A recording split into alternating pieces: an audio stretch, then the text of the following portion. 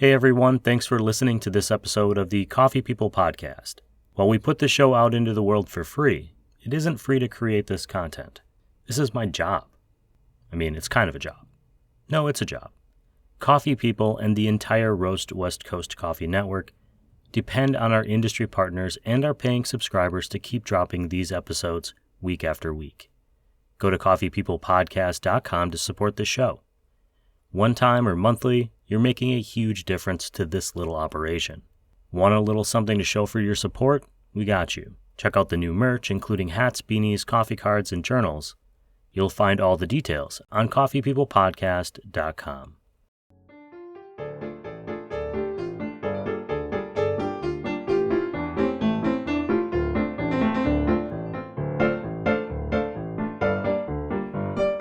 Hey, good morning, everyone. Welcome to the Coffee People podcast, which is part of the Roast West Coast Coffee Network and presented by Roastery Coffee Packaging. If you're a small business roasting excellent coffee that you want to showcase in some sturdy, well-crafted, recyclable cans or bags, like the ones they're turning around so quickly with holiday designs, you'll find what you're looking for at roastery.com. I'm Ryan Woldt, and this is the Coffee People podcast, where we meet interesting people connected to the world of coffee.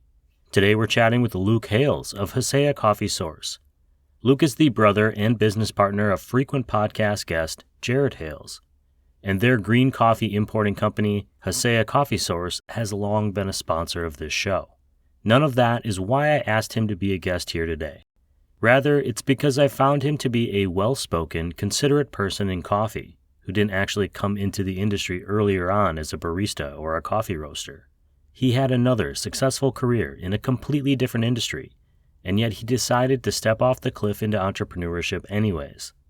We're going to get into what motivated that change, what Luke believes is the foundation of building a successful business, and what it's like to work with your family. Family is actually a big theme of today's show, and being an entrepreneur often requires buy-in from those we love. I'll take just a moment to shout out my wife Trina for being amazing about letting me convert half our bedroom closet into this podcasting booth. Luke was at home during our chat too. It's his daughter you'll hear occasionally playing in the background. There is a lot to cover today, so let's get through the pre-pod checklist. Is your coffee mug full? If the answer is yes, you're ready for this Coffee People podcast conversation with Luke Hales, co-founder and the business half of Hacea Coffee Source in Anaheim, California.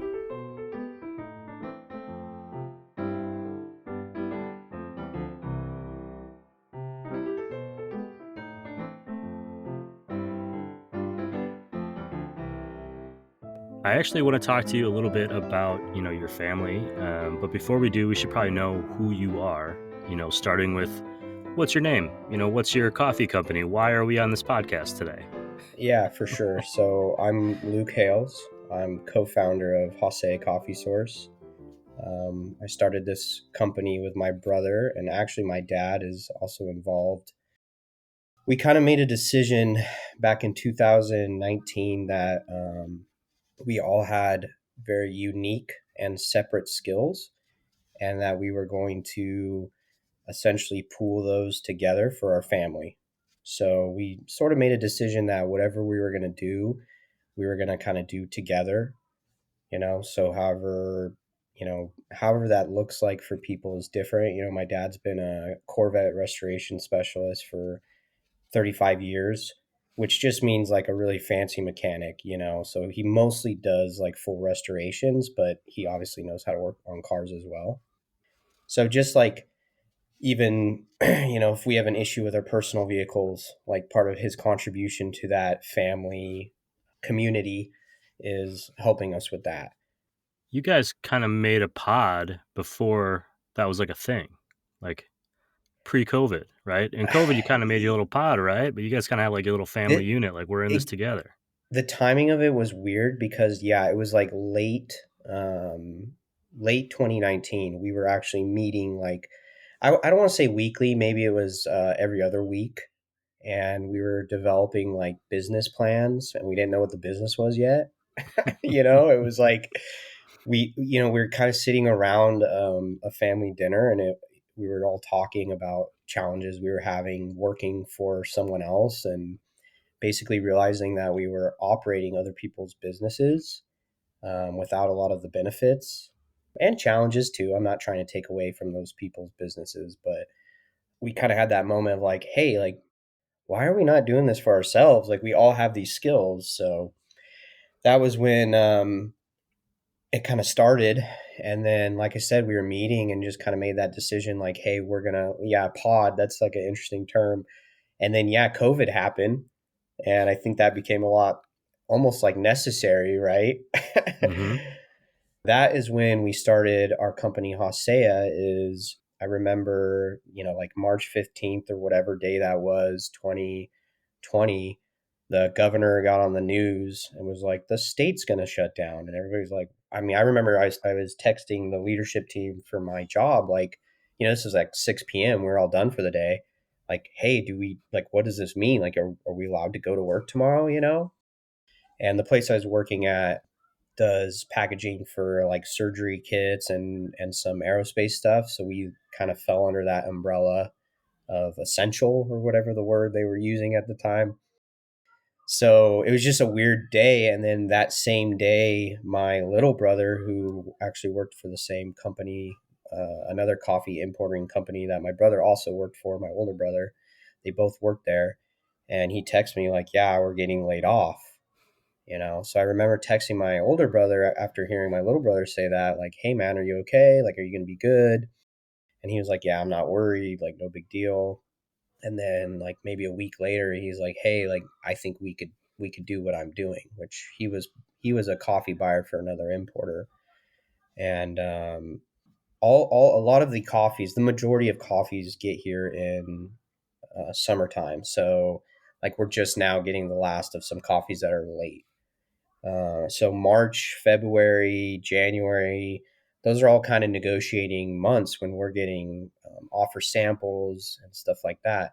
So my brother, being the purchaser, had all these relationships and all these people kind of like, hey, where are we at with these, these deals, these coffee purchases? And my brother had to be like, I'm not involved anymore. I'm so sorry. Like, reach out to these people or whatever. Then that's kind of what got him thinking like, hey, we can do this. So we approached people and, said, hey, can we buy, 10 bags, 20 bags, like whatever it was. And then I think we had an LLC open on, actually, I know what day it was. It was tax day 2020. So it was April 15th. We opened our LLC, still kind of not sure what it looked like, but it was like, let's just do this. Something to do with coffee importing along Exactly. those lines. Exactly. We're really passionate about home roasters, that community. Mm-hmm. So at first we were like really looking at like, okay, how do we serve home roasters? There's not a huge amount of options for home roasters, and the options that are out there are kind of like on opposite ends of the spectrum. You have like Sweet Maria's, which is like the original, the big guy. They're really great. They have great coffees. I love that. And then, I'm sure somebody at Sweet Maria's is going, wait, we're the big guy now? well, for the home roasters, Right. they're No, kind no, of no, I know. they are the guy, right? For us, if we're entering that space, I would consider them, using some business terminology, the worthy adversary, right? Which is good to have. You need like, it makes a better marketplace when you have people who are worth competing against. Yeah, they've been a resource for home roasters and even people looking to get into the profession, with their education side of it as well. I want to point out that people that are regular listeners of the show know your brother, Jared. He's a regular guest on this show as a coffee smarter expert. And so they know Hacea Coffee Source as a green coffee importer, and I push it as a place to get coffee education now. But so I have not heard this part of the story of the beginning stages where we didn't quite know what this endeavor was going to look like. Yeah, I mean, we had ideas. I mean, Jared knew that education and a little bit of this niche of home roasters was definitely something we wanted to do. Of course, he had all these roasters that were kind of like, "Hey man, like where'd you go? Like I liked working with you." And that first year, it was kind of like figuring that out. We didn't have a lot of coffee because in April, there's only so much coffee for sale. And we come from a working class family. We all have worked very hard since we were young, and we don't have any kind of like trust fund or, like there's no big cash provider anywhere. So it was kind of like, okay, let's just start with bringing some of these coffees in and seeing what we can do. So we ended up getting a couple of wholesale clients, and it became really apparent to me that in order to serve home roasters, you need a wholesale side to things, just for scaling, right? Hmm. The numbers, right? A box of coffee to get it from Ethiopia or from Colombia or Brazil or wherever costs a certain amount. And whether you put a bag in it or you put 320 bags in it, that cost is essentially the same. So then it kind of turned into a little bit of math where I'm telling Jared, like, hey man, we actually kind of need some wholesale to I think make what we really, part of the second half of what we want to do really make sense and to be competitive. So that's where we kind of were talking, like, because we were, again, wholesale was never not talked about. It was just kind of like, well, it's, cash intensive, and it's got a lot of hurdles, I guess. It's Hmm. difficult, you know. So once we kind of had a good idea of what it was going to take to get coffee here, and that's the whole thing about our business from a sourcing standpoint, is scaling is kind of everything. The work it takes to cup a sample, to grade it, to negotiate it, to buy it is the same whether you're buying, again, I'll just use these extremes, one bag or like 2,000 bags, whatever it is, right? It's the Right. same amount of work. So right away we were kind of mathing out that whole idea is like, okay, for all this to work, scaling is what's going to have to happen. That's a very retail problem. I mean, right? Like anyone who's building a widget or selling a shirt or anything, that first piece, that first product, the cost of design, the cost of figuring out the manufacturing, the cost of production is all going to be it's all going to be up here no matter what. And it's only once you get past that starting point that you start selling in quantities, 5 shirts, 10 shirts, 100 shirts, that the price per each starts coming down. And there has to be a tipping point of where if I don't sell this many, I'm breaking even or losing money. And Yeah, that can be exactly. tough. Totally. Yeah, so these aren't like new concepts or anything. The other side of like wholesale becoming like a big part of our business plan was that, I can go Google right now where my local roasters are, and I can go visit them, and introduce myself and try to leave a card and try to invite them to come cup with me and try to build relationship. Where like the home roaster is not, I can't go look up their addresses. It'd be kind of weird if I did, right? I can't go knock on their door and be That like, feels like hey, a list you could buy from Google or something. you Like, probably could, hey, who's right? been searching for these terms, Google? I'll give you $50. But you see kind of the difference. So the other thing we kind of quickly decided was that the home roaster side of our business was definitely going to take a lot of organic growth. And the home roaster is like, it's all about trust for them. All of our talks are about like, okay, how do we give people a cheap, easy way to get introduced to us, to give us a try, basically, knowing that these people can be really loyal to whoever they're buying from, and they're pretty picky. The home roasters are really intense. They're doing it because they love it. A lot of the talks are just about like, how do you give people that easy way to enter, basically an introduction without ever meeting them, right? how Sure. do you how do you introduce your product yourself to someone without ever getting to meet them? And that's why our website's designed the way it is and all this stuff. So your brother has a natural connection in the coffee industry. You're coming from this other world, which let me just say, hysterical that the employees at the In-N-Out Burger near me and the people working in the aerospace industry were both on the same essential level. What made you think, you know what, this career over here, things are up in the air, but it's still a stable career. We didn't know then that COVID was going to last for as long as it did with work restrictions and that sort of thing. Right. What made you think, I know we're talking about doing this business, but I think I'm going to do it. I'm actually going to leave this paycheck knowing that you're also married. You've got a small child. Like Yeah. you're living this life of a family man. Yeah, it definitely was scary.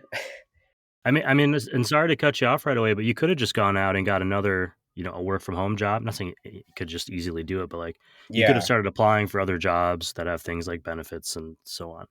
Yeah, well, actually, I never lost my job. My job was totally stable. So our work slowed down for like maybe a month, just as people kind of the shock of what was happening did kind of stall things. But truthfully, I was gainfully employed Oh, so you just made throughout a COVID. crazy decision. Yeah, yeah. So what I'll say is, first of all, I believe in my brother. I believe in myself. I believe in my family. For me, it was, I was making a great paycheck. I was pretty good at what I did. I basically designed manufacturing processes, sort of like a manufacturing engineer almost, except I'm just not traditionally educated in that way. The thing about my old industry is that in manufacturing, everybody's upset all the time. I feel like your customers are upset even though you like went above and beyond and you got some project done for them that should have taken a month. You got it done in 3 weeks. They ask you why you couldn't do it in two. Your vendors are upset about something. It's just a stressful environment where people just aren't really happy. So right away, I was working full time while also building our business. We all did that. Again, coming from not really any kind of like big money. We all had some money saved because our parents taught us like the value of saving money. So I've always been pretty fiscally like secure in that manner. I call it the war chest. I had a little bit of a war chest saved up, but really, I actually all of us worked for about 2 years while we were also operating this business. Wow. And so I would in manufacturing, I was the manager. So I'd go in and I'd get all the machines ready. I get the coffee made for my employees before they would come in, that sort of thing. So my day started at, I was at work at 5:30 most mornings.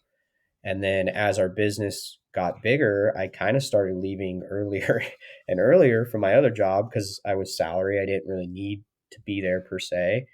And I would go to our warehouse and I'd go fill orders there from 3 to sometimes 9 o'clock or whatever it took. We did that for a few years, and so I don't want to say like it wasn't scary to leave that job when it finally came time. I was leaving with a business that kind of was already operating, and really like we knew that we could afford to pay myself a little bit now at that time when I did leave my job, a lot less than what I was making. But again, that investment in yourself makes it a lot easier. So jumping ship, it was kind of like looking at the books, looking at what we were making and going, okay, like we can afford this. It's not great, but we can afford it, sort of a thing. That's a really pragmatic way to look at it. For one, I think you're part of this generation just behind me. You're probably about my, I think you're, I don't want to say on the air, I but you're just probably about turned my brother's 30. age. Okay. So yeah, similar. Where my generation was kind of told, go do everything the traditional way and you'll be Right. fine. And that Yeah. was all a mistake. That Yeah. was all a lie. Student But loans. we were also taught, hey, you should look for careers and things that make you happy and make you passionate. And Right. there's kind of this little gap in there of like jobs used to just be jobs. And then all of a Yeah. sudden they became these things that fulfill you. And now we're in this weird hybrid land where it's like, well, I want a job that fulfills me, but I also want to make sure I'm stable because we've just seen the economy get thrown upside down a few times. Right. So it sounds like you kind of picked both lanes essentially and straddled it until you found a place where you felt comfortable. Yeah, I mean, it was a lot of work. My wife was not loving it. So, it still put a lot of strain on like the personal side of life for a short period of time, which, I kept having to reassure my family like, hey, this is unto something, right? This is a short-term investment, and if you don't have money, you have time. That's that's kind of how it works. So, we call it sweat equity. Like you got to put your sweat equity in order to get it right. So, the other thing, again, when we talk about scaling, I'm gonna say that a lot, probably too much for your podcast. So feel free to edit a few out. But basically, right away, we did the math on what it looks like to hire one person, what it looks like to hire two people, and the scale that has to happen for that to make sense. So right away, everything was quantified for us really easily.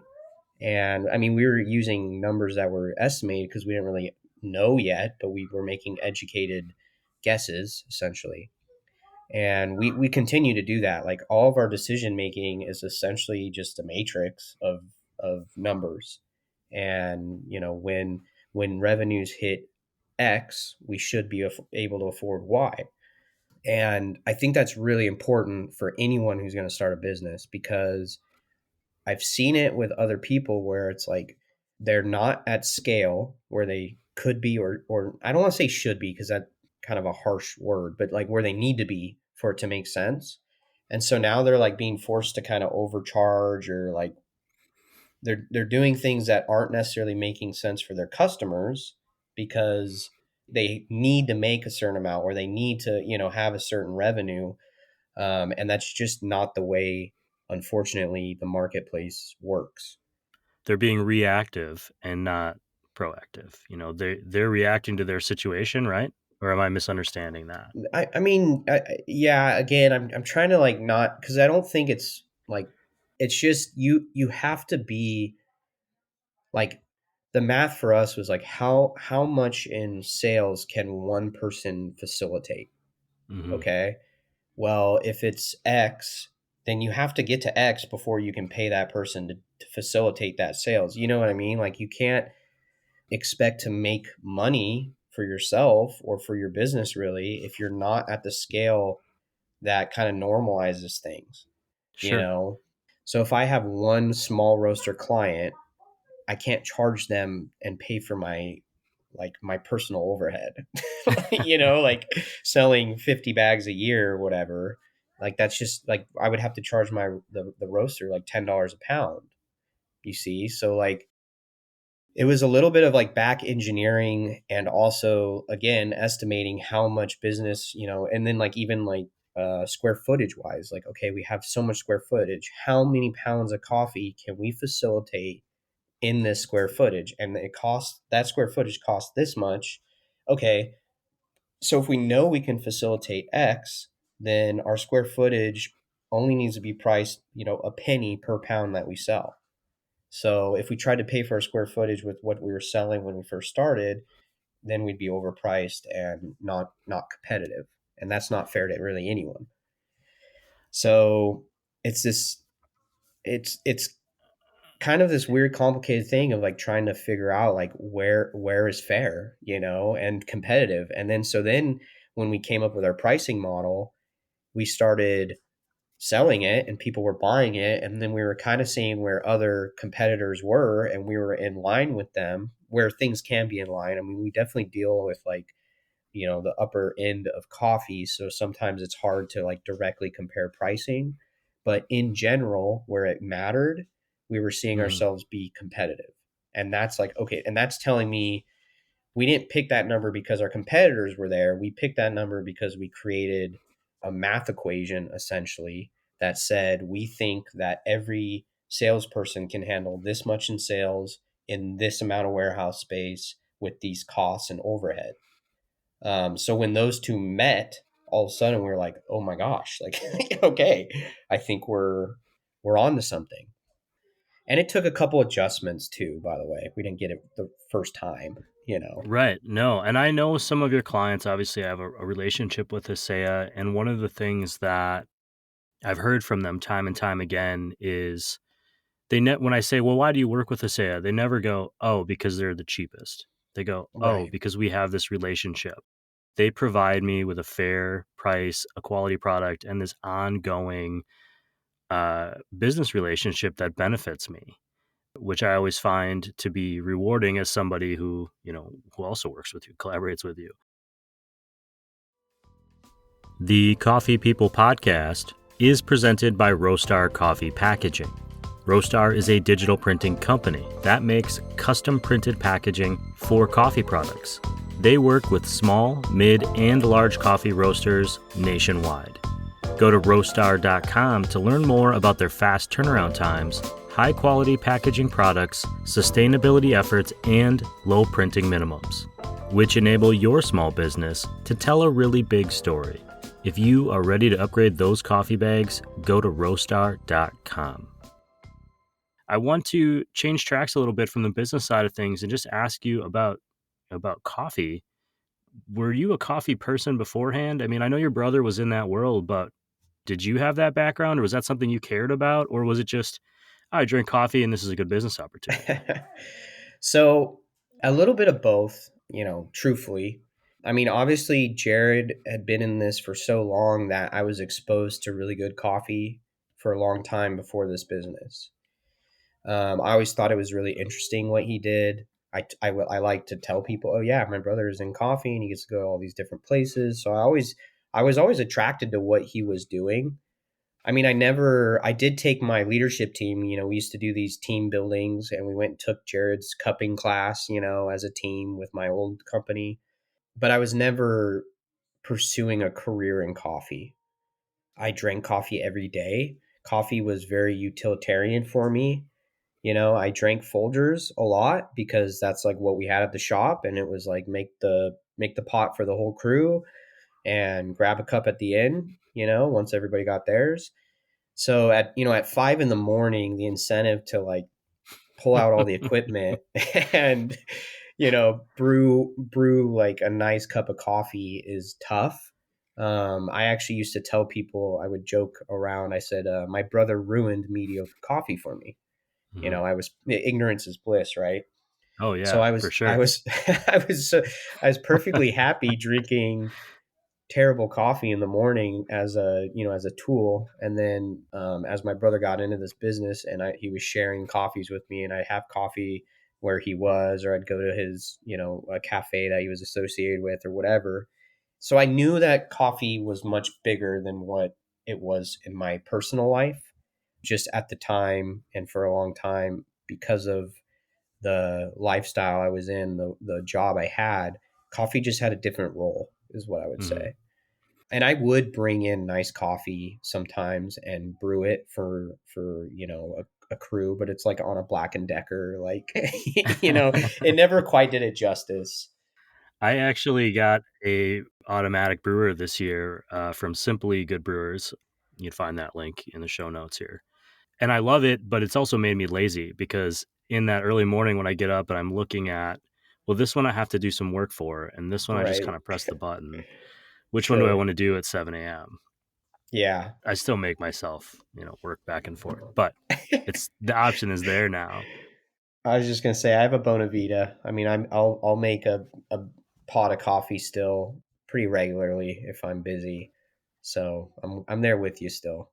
I'll tell you what, I've never had an automatic brewer before this year. I find a lot of value in having it because I may not make my first cup of the day on it, but I make my second pot and sometimes my afternoon decaf There pot you on go. it. And it just is kind of there and exists for me in this continual stream of coffee that my life has become. Right.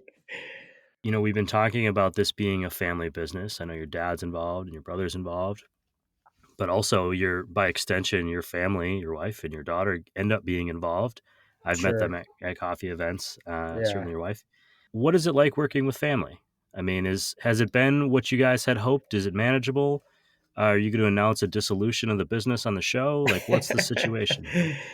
Yeah, I mean, I think all working with family kind of does is sometimes creates a potential. I'm going to say potential because it doesn't necessarily happen this way every time. It creates the potential to have like a heightened emotional response to problems or successes.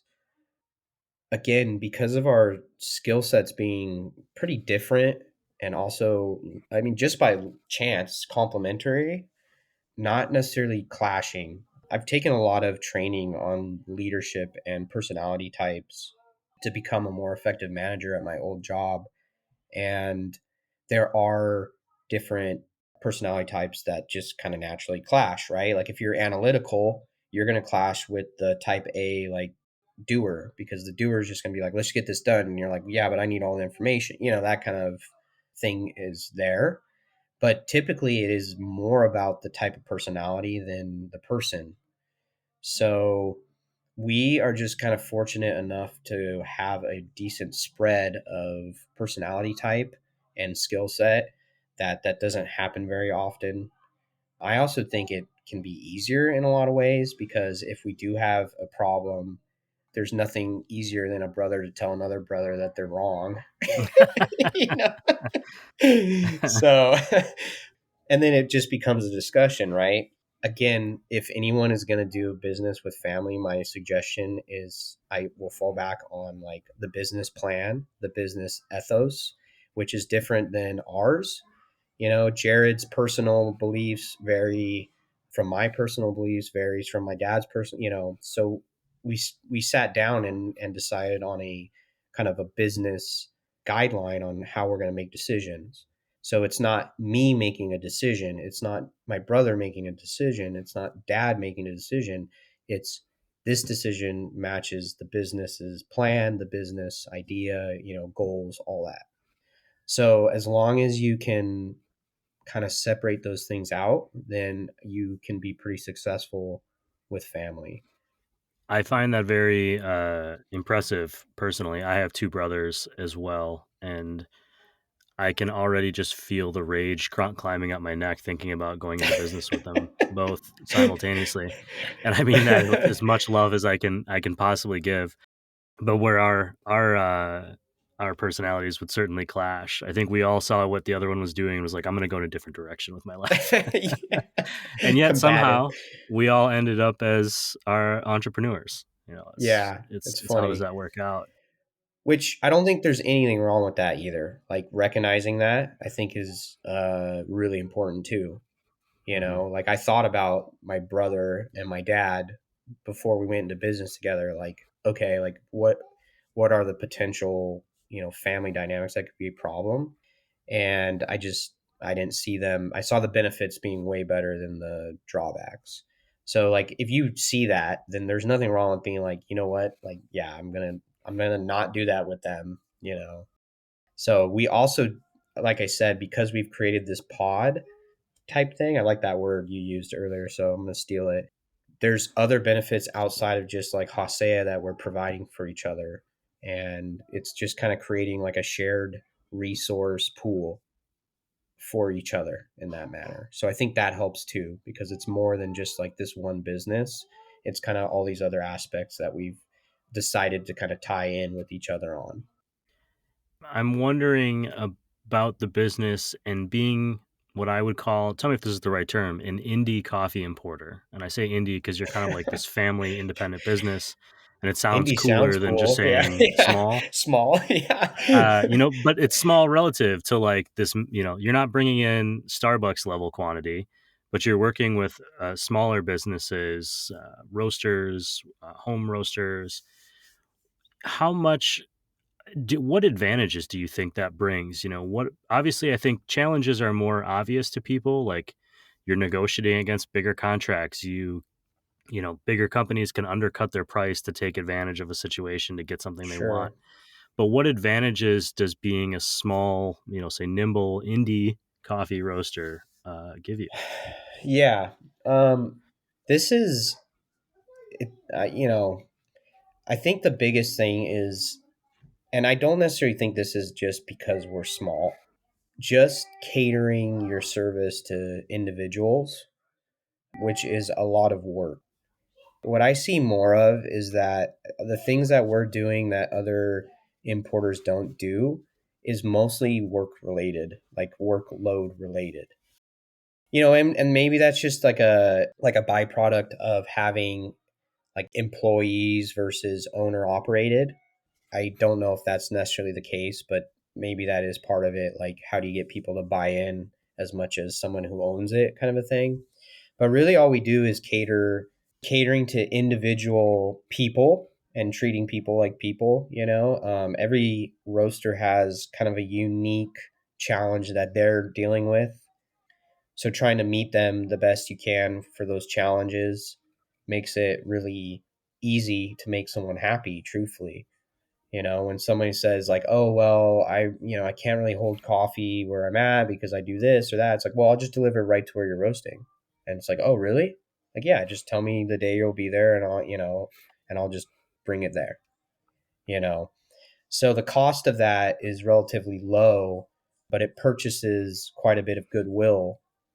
So whether or not that can scale is going to just be dependent on how seriously we take our hiring process when we get there, and also like giving people who work here eventually, not that anyone works here now, but eventually people who will work here, the freedom and the room and autonomy to continue that. Something we've talked a lot about is like, one, like a base wage for any employee is going to be relatively high. So all of our pricing models accommodate for that salary eventually. And then on top of that, like, if you have a delivery driver, you have to tell them like, hey, like, your job is not to get this coffee delivered as quickly as possible. You should have 15, 20 minutes planned with each person you drop off. That might not happen. If they're roasting, they may just, oh, thank you, see you later. But like, the freedom and space to say, hey, like, you can stay there and talk to them and answer any questions they might have, or just listen to them, what their challenges are this week or whatever it is, kind of passing on that to employees will definitely probably be a challenge, just because it's easy, as the owner, to really want to do that. And then just finding people and, again, creating the environment where they feel like they're allowed to do those types of things and really provide service to people in that way. Sure. I'm That's value volunteering to be added. that delivery driver because just driving around from coffee place to coffee place sounds like a pretty good gig. So miserable. Yeah, Oh, I well, got when 20 you're minutes to have a cup of coffee? Sure, why not? But I was gonna say, on some of these days I get 8 espresso shots deep, and I'm like, woo! Everybody wants to make you a coffee. It's really awesome. And uh, that's the industry, man. Like, everybody's so, like, pretty much across the board, everybody is really cool. So we also talk a lot about like picking and choosing who we work with. Like, we want to work with people who have kind of that same mentality we have, is like, treat people right. um, and so then it makes it a lot easier to do business if your customers are cool and your vendors are cool, and the farms you get to work, like, if everybody's cool, man, it's a lot of fun. that was the first time in this interview where I felt like you didn't sound like a business guy. Everyone's just cool, man. Oh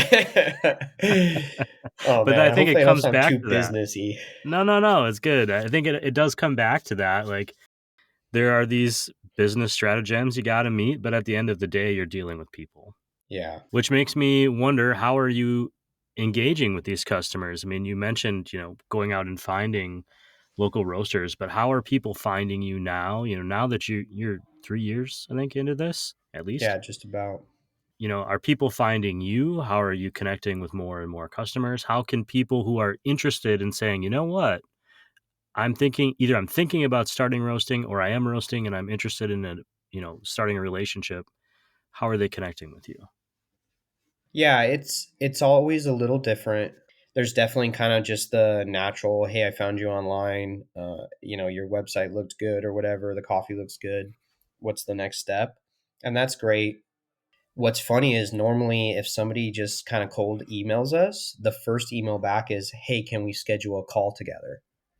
And that call is, usually 15 to an hour, depending on the personality type that you get, right? And it's us trying to figure out how cool they are. No, no, it's kind of like, okay, what's your business? Like, what are your unique needs? What are your unique challenges? It's exactly what I just talked about. So even those kind of organic, hey, I found you. The next step for us is always, hey, can I get on a call with you and start that relationship? There's that. There's definitely, just like I said, this area from LA to Orange County is got a lot of really great roasters. It's pretty dense around here. There's a lot of people, so it makes sense. And there's definitely an element of, hey, I'm going to just drive around today and visit roasters and just introduce myself, let them know I'm out there, let them know I'm here, I'm local. I have coffees here locally. That is one of our big advantages, just like from a practicality standpoint, is that most coffee is stored in Oakland or somewhere else. So there's not actually that much coffee stored in LA. So most people are going to buy it and they're going to have to ship it from Oakland or somewhere else. So having, especially if you're like a one cafe, two cafe operation and you go through maybe 3 or 4 bags a month, and now you got to order like a pallet at a time to make sense for your shipping, or buy 3 or 4 bags at a time and pay the same amount of shipping that it costs to ship a pallet, which is like 10 or 12 bags.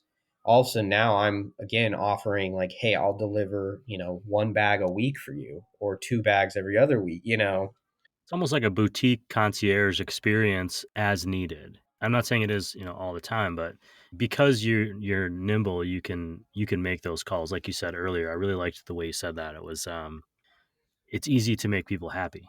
Yeah. Again, so our business has to make sense for it to keep going, right? Like if you have a great idea, but your business doesn't make sense and you're losing money, your great idea will fail with that poor business structure. Hang on, I'm writing that down.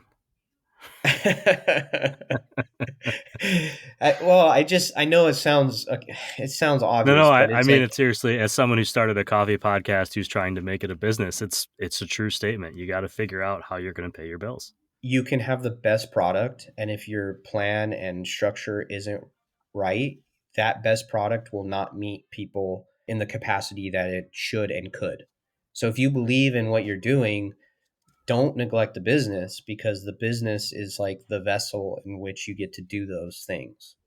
So that's why I don't have a problem. I don't want to sound too businessy, but for me, that's kind of the role I have a lot here is like, I joke around, Jared's the dreamer, and I'm the one who's like making sure that the dream can survive and turn into a reality. Like Jared has a lot of these ambitious ideas, and he's great at like meeting these producers and getting out there, and he finds really good coffees, and it's like, dude, if we can't facilitate the sale of these coffees, our producers are going to hurt, we're going to hurt, like.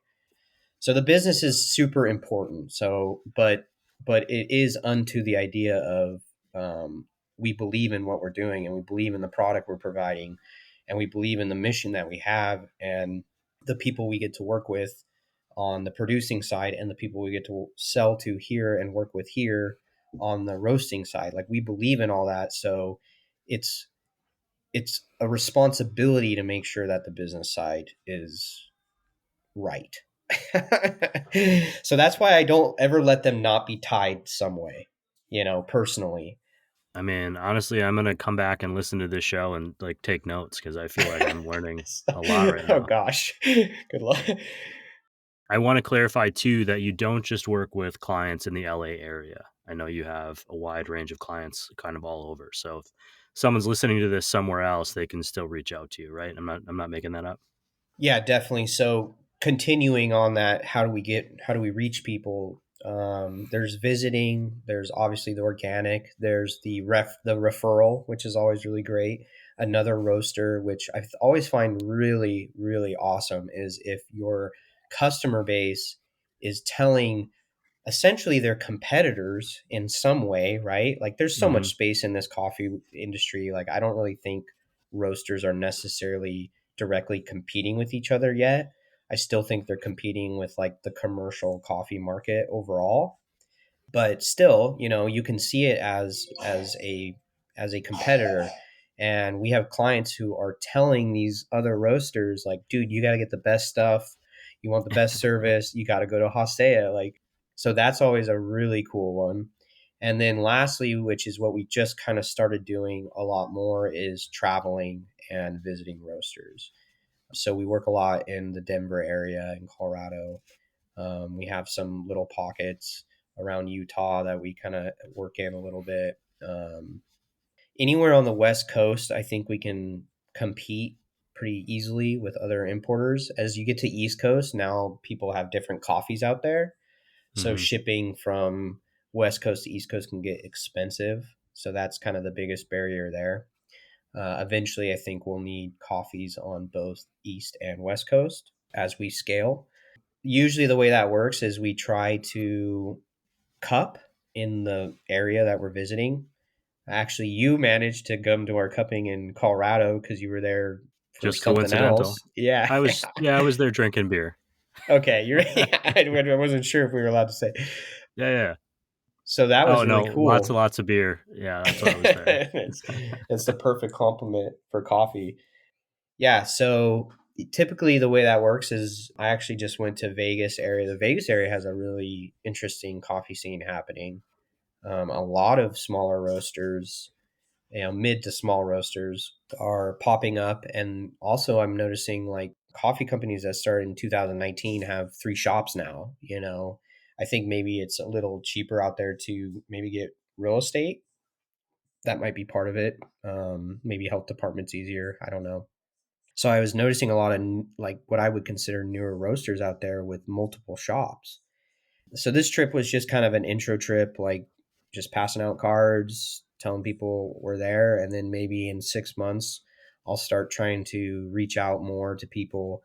I already met somebody who potentially will let us hold like a public cupping for other roasters to come try our coffees, because that's kind of the at the end of the day, all we're doing is connecting producers with roasters, and the coffee kind of has to do the rest of the work.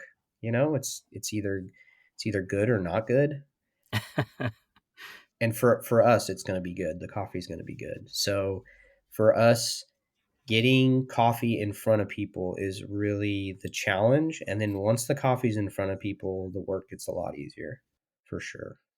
I'll send you the dates that I'm going to be in the Las Vegas area. If you could plan the cupping around then, that would be ideal.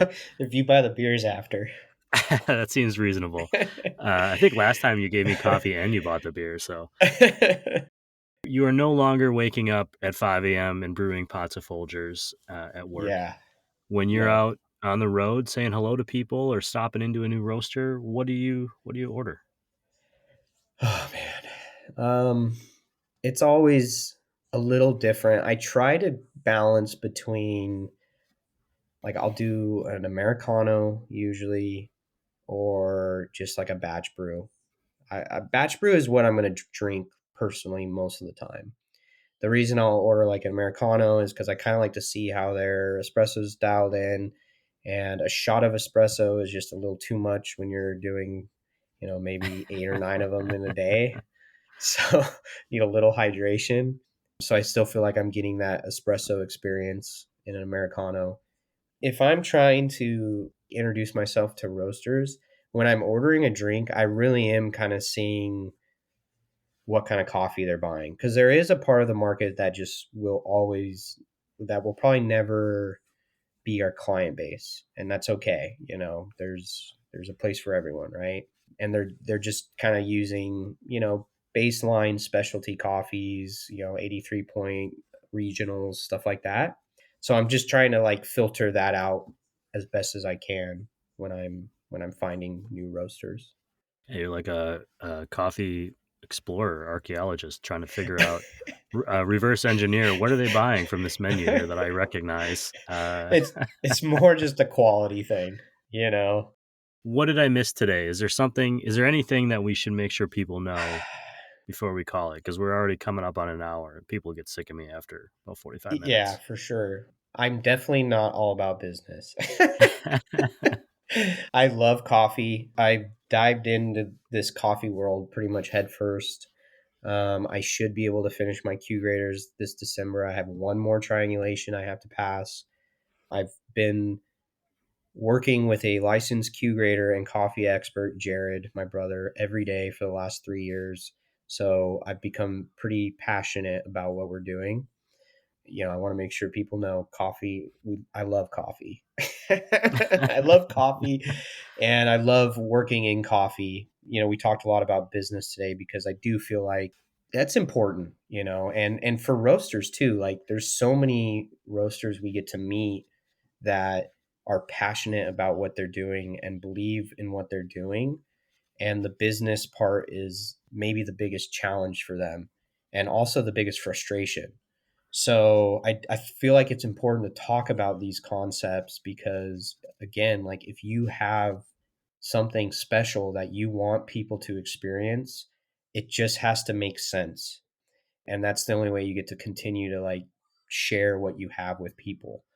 Unless it's a hobby and those are usually expensive on your end. So Well, that's one of the things that I keep hearing from your customers who I talk to because I have actively started stealing from your network is that when they are working with you, they get the feeling, and I believe to be true as well, that yes, they are your client. You are selling them something and trying to make a profit, but you also care about their success.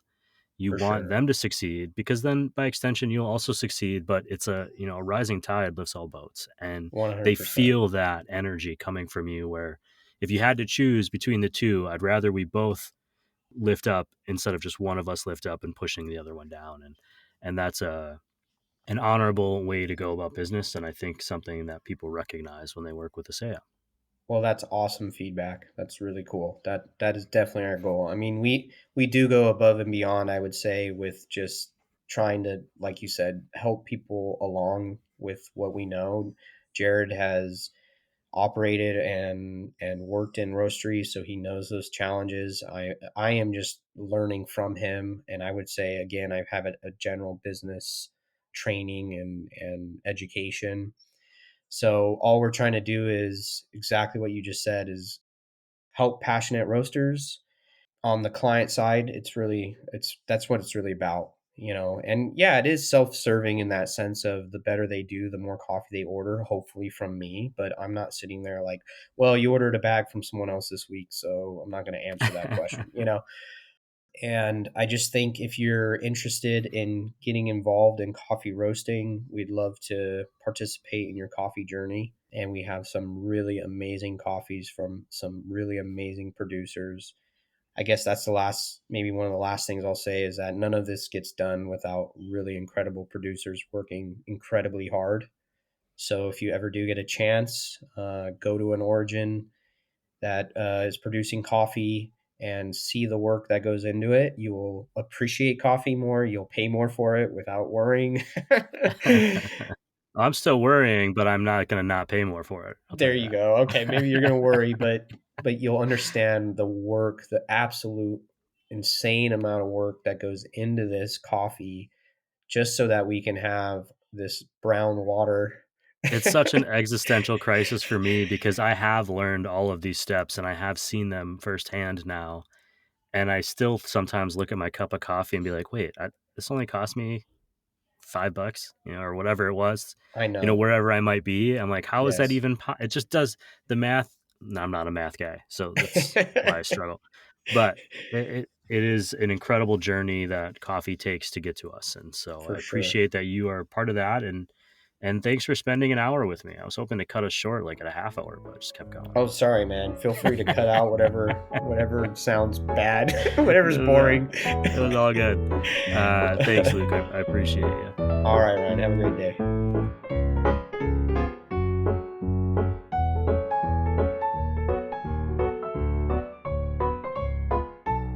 Okay, some key takeaways from today. Hacea Coffee Source is a family business that started as family first, not necessarily coffee first. They started developing this plan with their pod before knowing for certain which direction they were going to go. What was certain was that they wanted to go that direction together. Once the destination was green coffee importing, it was the home roaster, the small roaster, that inspired the team at Hacea. But in order to stay in business for the long term, they needed a plan to scale. I'm paraphrasing a bit, I think, but to Luke, scaling is everything. Those are the things that he was thinking about when he was putting in the sweat equity at night after finishing up with his day job. No doubt, the double duty was a strain on his personal life, but the payoff is coming now in the autonomy that his new career is offering for the long haul. Working with family can be highly stressful. I'll vouch for that. My dad's probably out there listening right now and nodding along. But it can also be incredibly rewarding, and the family connection sometimes offers more avenues for communication, both good and bad. When working with your family, creating a foundation for making business decisions is crucial. It isn't Luke vetoing his brother or vice versa, it's voting on what is best for the business. Because when you're indie and nimble, it's easier to make clients happy. Finally, while I was in Denver, my favorite beer, and this is an absolute coincidence, was a beer from my own neighborhood. Karl Strauss Brewing's Golden Coffee Stout was absolutely stellar, and paired with some Kraft Gourmet pizza, oh my, I've had dreams about it. Strong recommend for any coffee and beer lover out there. Also, Karl Strauss is not a sponsor of this show. If you're listening, give me a call. Thanks to Luke for spending some extra time with me for this podcast. Hacea Coffee Source provides green coffee to roasters of all sizes. You'll find the link to haceacoffee.com in this show's podcast notes, and of course on coffeepeoplepodcast.com. That is also where you'll find this pod's newsletter, which not only features recaps of these episodes, but Coffee Smarter education, barista features, and even interviews with the designers of our favorite coffee packaging. Head to coffeepeoplepodcast.com to check it out and support this show. And if you find yourself in Southern California over the next month, don't forget to stop by Zumbar Coffee and Tea, Steady State Coffee Roasting, Camp Coffee Company, and or Acento Coffee Roasters to guess how many coffee beans are in the jars. We're running a holiday guessing game contest at all four.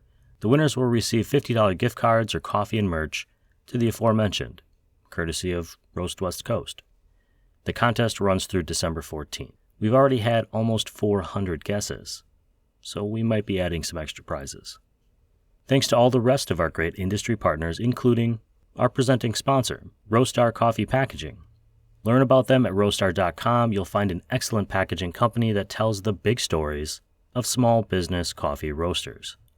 And Moster Coffee Company, Ascend Coffee Roasters, Ignite Coffee Company, Maria Coffee, Cape Horn Coffee Importers, San Franciscan Roaster Company, Crossings Coffee, Civets Roasting Machines, First Light Coffee Whiskey, Hacea Coffee Source, and Coffee Cycle Roasting. I will be at Coffee Cycle in Pacific Beach, San Diego for a meet and greet and a maker's market on Saturday, December 9th. Be sure to stop by, better yet ride your bicycle down, and let's have a cup of coffee together. If you can't make it, I still encourage you to shop local as much as you can this holiday season.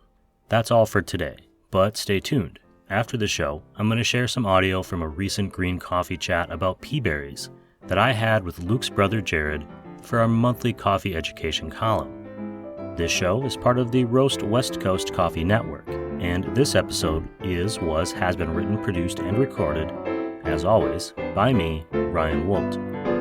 Always tip your baristas, and be sure to drink good coffee.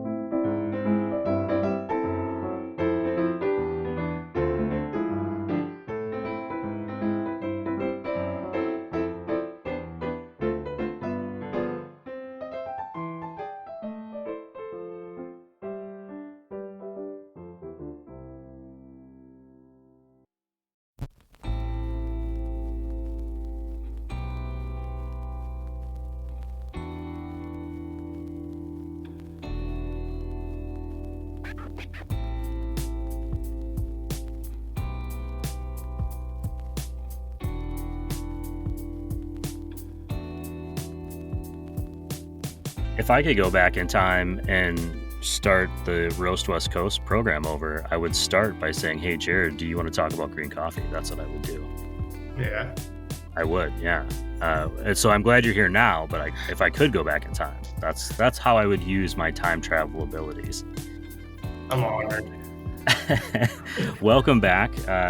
You're here for another talking session on the Hacea Coffee Sources Green Coffee column, which we post every month on roastwestcoast.com. I steal a lot of information from you off of haceacoffee.com, where you and your brother post all kinds of stuff about green coffee and cupping and tasting, and it's great. That's how I learn a lot of things, is by reading on haceacoffee.com. Cool. You're back to talk a little bit about green coffee with us this month. What are we learning about today? Yeah, thanks for having me, Ryan. Today, something that a lot of people ask about are pea berries. What are pea berries? Are they a good thing? It's that little cartoon dog, isn't it? Oh no, that's Peabody. My bad. Peabody, no. We're talking about green coffee pea berries, or roasted, right? Pea berries are a natural mutation in the coffee plant when only one seed develops inside of the coffee berry. So normally 2 seeds are developing inside of each of those cherries, which is why you kind of see in most coffee, one side is almost flat and the other side is rounded. Those flat sides sit with a second seed, kind of flat side to flat side, and the rounded sides are on the outside where the skin would be, right? Yep, I'm going to share a diagram of that on the Perfect. website. So if you're Thank listening or reading, you'll see a picture of that. That would be helpful. I'm describing it with my hands too, which I realize is not going to be very helpful here. So a diagram is perfect. So the pea berry is when only one seed develops rather than 2. What ends up happening is the seed is almost completely rounded, if you were to draw a line through the center of it. So it doesn't have the one flat side that's required to kind of share space within the cherry. It's just like a rounded seed. Because essentially there's not another seed pushing on it in the middle, flattening it out. Right. It can kind of just grow into like the shape of a BB or something else. A circle. Yeah, exactly. The shape of the cherry, the natural shape of the cherry. Right. So rather than almost being split in half, it's just one. Now, after coffee is dried and ready to ship and everything, it gets sorted. It gets sorted by bean size. It gets sorted by density, among other things. And pea berries are obviously a really unique shape. So they usually are sorted out and separated from the rest of the coffee. For various reasons, people prefer pea berries or avoid them. Now, historically, bigger beans are more desirable in green coffee. I don't really agree with that statement. A lot of times the middle-sized beans tend to taste best, in my experience, for whatever reason. By sorting out, by filtering the coffee by size, the pea berries essentially always end up kind of at the bottom because of their small size. So by being so small, they can be considered undesirable as being like the smallest bean size. It could even be considered like a grade, so in some countries, the grade for bean size might be like A, B, C, and pea berry, A being the largest, right? But on the other end, they could be really desirable because the theory is it's not sharing all of the nutrition in the fruit with another seed. So one seed gets all of the nutrition of that each berry, right? And in theory, would taste better by having full access to the whole cherry. Now, I've tasted a lot of pea berries separated out, and I can say that there's really no rule. I've tasted pea berries alongside other coffees from the same farms that taste better or worse, or the same. I've tasted it all. So from my experience, from just blind cupping coffee, peaberry really does not seem to have like an inherent advantage in quality. In fact, a lot of times I see producers or more like large groups or co-ops or exporters, not necessarily producers, they try to kind of pitch the peaberry as something that you should pay more for, without really spending the attention or the time and care on developing the coffee.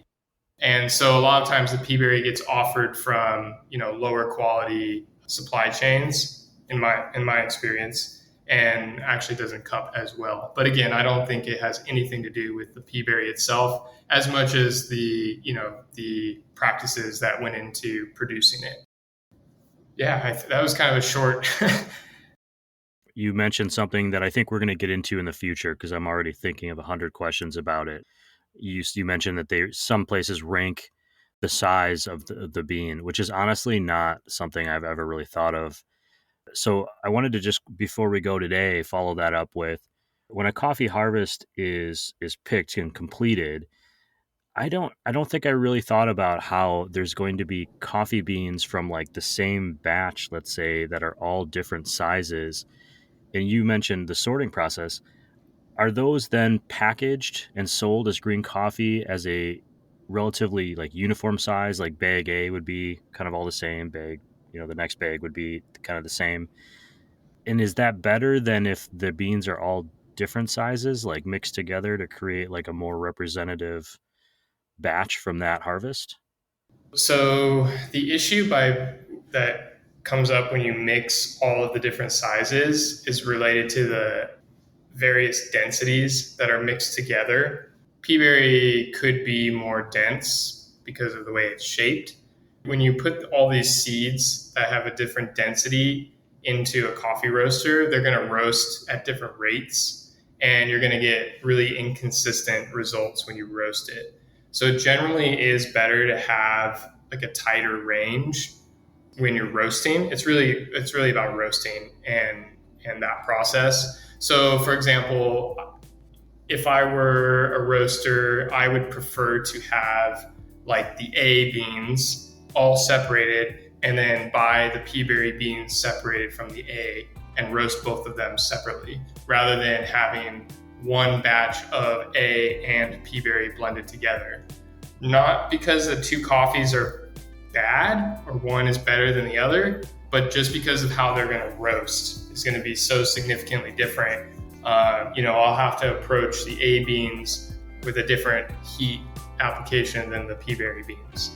Yeah, that makes a lot of sense. Jared, I really appreciate all this knowledge you're bringing me, but I also have a complaint, which is every time we talk, I end up with more questions than I've just had answered. So I'm looking forward to you coming back. I know we're going to probably talk about this ranking green coffee thing in the future, because that seems really interesting to me. And now I know that when I see peaberries at $30 for a 12-ounce bag, I should at least think about it. Yeah, taste it. Try to taste it first.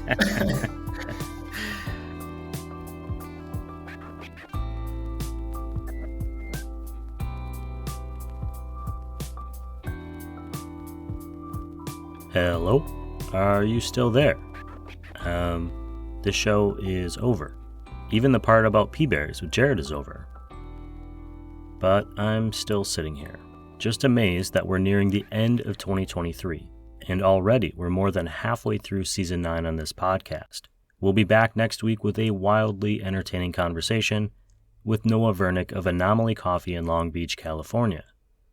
And then we're closing out the season with a pair of episodes featuring the founders of Sprudge.com. So, yeah, get excited. Talk to you soon.